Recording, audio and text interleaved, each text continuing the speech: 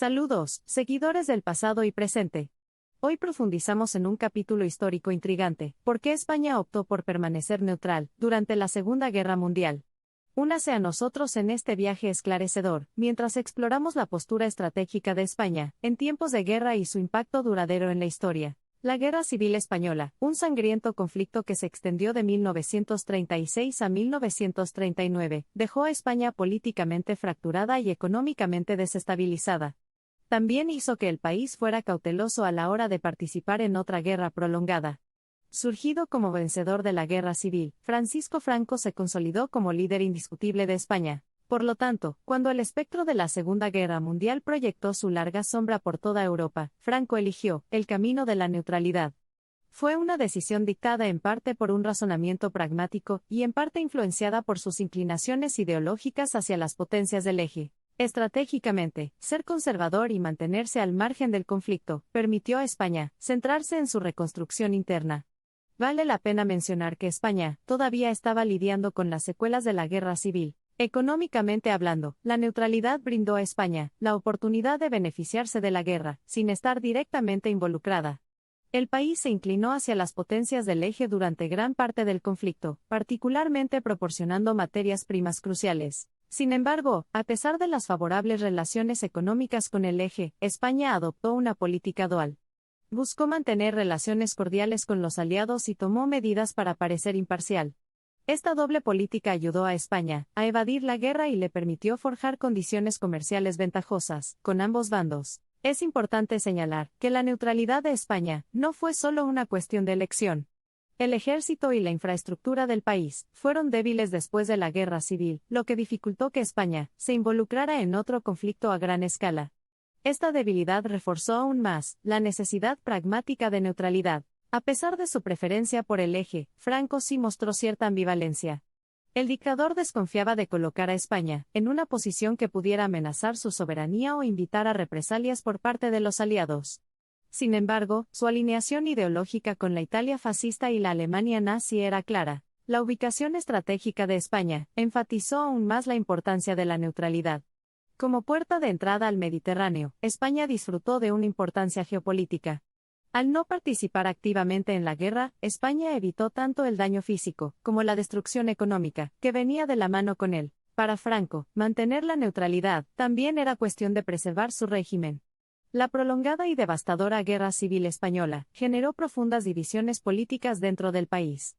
Una segunda guerra corría el riesgo de desestabilizar aún más a la nación y poner en peligro su estatus de gobernante. Al adoptar una política de estricta neutralidad, Franco intentó validar su régimen como fuerza estabilizadora. Presentó su no participación en la guerra como un compromiso para restaurar el orden y curar las heridas de la nación, las cuales fueron cruciales para legitimar su dictadura. En retrospectiva, la neutralidad de España puede verse como una elección estratégica y un dilema moral.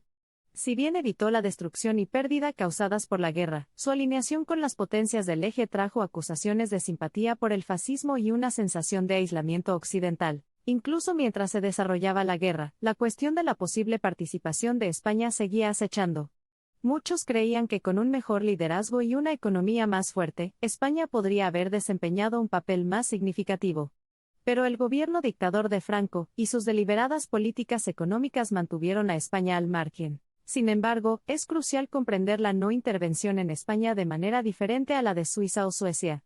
A diferencia de esos países, España, bajo Franco, buscó tomar una división azul, es decir, formar un contingente de soldados voluntarios para apoyar a las potencias del eje en el frente oriental. División azul, como se le conocía, fue una jugada estratégica de Franco. El dictador lo vio como una forma de pagar a Hitler y Mussolini, que habían apoyado su régimen durante la Guerra Civil Española. También era una forma de mantener a una Alemania con mentalidad de expansión territorial alejada de las fronteras de España. A medida que la guerra llegaba a su fin, la neutralidad cuidadosamente mantenida de España comenzó a suavizarse. En 1943, Franco pudo ver la escritura en la pared y sintió los vientos cambiantes. Comenzó a distanciarse de las potencias del eje y tomó medidas para normalizar su relación con los aliados victoriosos. La consecuencia más significativa de la neutralidad de España en la posguerra fue su posterior aislamiento del resto de Europa. Los aliados victoriosos, que consideraban que España se ponía del lado de los enemigos, consideraron justo excluir a España de los beneficios del Plan Marshall, las Naciones Unidas y las instituciones financieras internacionales recién creadas. En el frente interno, en el periodo posterior a la guerra, el régimen de Franco se volvió cada vez más autoritario y represivo.